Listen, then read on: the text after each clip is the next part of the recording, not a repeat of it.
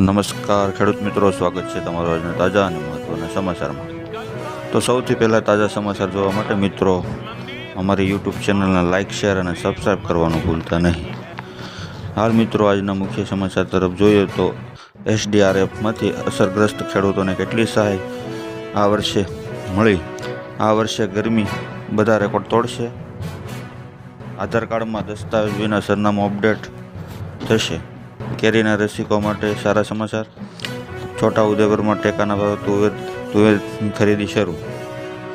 તો આ હતા આજના મુખ્ય સમાચાર। હવે મિત્રો સમાચાર વિસ્તારપૂર્વક જોઈએ તો SDRFમાંથી અસરગ્રસ્ત ખેડૂતોને કેટલી સહાય મળી છે, ચૂકવાય છે? આફતો સમયે નાગરિકોને થયેલા નુકસાન સામે SDRFના ધારા ધોરણો મુજબ કેટલા નાણાં ચૂકવવામાં આવ્યા છે? આ પ્રશ્નનો જવાબ આપતા મંત્રી બળવંતસિંહ રાજપૂતે જણાવ્યું હતું કે ગત વર્ષ 2024માં ગુજરાતમાં પડેલા કમોસમી અને ભારે વરસાદમાં થયેલા નુકસાન સામે ખેડૂતોને સહાય ચૂકવવા માટે SDRFમાંથી કૃષિ અને ખેડૂત કલ્યાણ વિભાગને કુલ રૂપિયા 13,033.62 કરોડની ફાળવણી કરવામાં આવી હતી। ત્યારબાદના મોટા સમાચાર તરફ જોઈએ તો છોટા ઉદેપુરમાં ટેકાના ભાવે તુવેરની ખરીદી શરૂ છે। હાલ મિત્રો છોટા ઉદેપુરમાં આજથી સરકાર દ્વારા ટેકાના ભાવે ખરીદી થાય તે માટે બોડેલી ખાતે સેન્ટર શરૂ કરવામાં આવ્યું છે। ખેડૂતોને ખાનગી વેપારીઓને સસ્તા ભાવે તુવેર વેચવી પડતી હોવાથી અને ખેડૂતોને પૂરતા ભાવ ન મળતા સરકાર દ્વારા ટેકાના ભાવે ખેડૂત તુવેરની ખરીદીનું સેન્ટર શરૂ કરવામાં આવ્યું હતું, જેમાં સરકાર દ્વારા 7,550નો ભાવ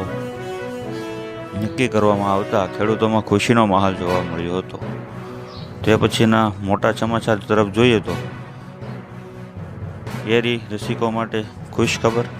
હાલ મિત્રો શિયાળાની વિદાય અને ઉનાળાની શરૂઆતના સમયમાં જ કેરીનું આગમન થતાં કેરીના રસિયાઓમાં ખુશી જોવા મળી રહી છે।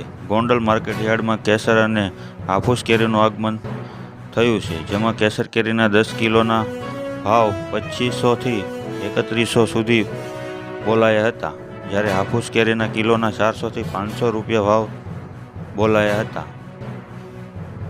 15 દિવસ પછી કેરીની સારી આવક થાય તેવી આશા છે। ત્યારબાદના મોટા સમાચાર તરફ જોઈએ તો આધાર કાર્ડમાં દસ્તાવેજ વિના સરનામું અપડેટ કરી શકાશે। હા મિત્રો, ઉદય અનુસાર આધાર કાર્ડમાં મોબાઈલ નંબર પણ સરનામાની જેમ જ અનલિમિટેડ વખત બદલવાની શકાય છે। Unique identification authority of India દ્વારા આ બાબતે કોઈ મર્યાદા નક્કી કરવામાં આવી નથી। આ ઉપરાંત ઉદયે નવી સુવિધા તેના સત્તાવાર પોર્ટલ પર ઉપલબ્ધ કરી છે, જ્યાં આધાર ધારકો કોઈપણ દસ્તાવેજ વિના સેલ્ફ ડિક્લેરેશન દ્વારા પોતાનું સરનામું અપડેટ કરી શકે છે। ત્યારબાદના આગળના સમાચાર જોઈએ તો આ વર્ષે ગરમી બધા રેકોર્ડ તોડશે।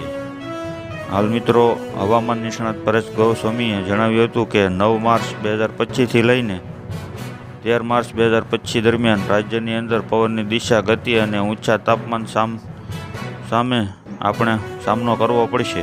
છેલ્લા એક અઠવાડિયાથી પવનની જે સ્પીડ છે તે 9 કિમી પ્રતિ કલાકથી લઈને 13 કિમી પ્રતિ કલાક છે। જોકે 11 માર્ચ 2025થી પવનની સ્પીડમાં સામાન્ય વધારો થઈ શકે છે। પવનની સ્પીડ 18 કિમી પ્રતિ કલાકથી લઈને 22 કિમી પ્રતિ કલાક સુધી પહોંચી શકે છે।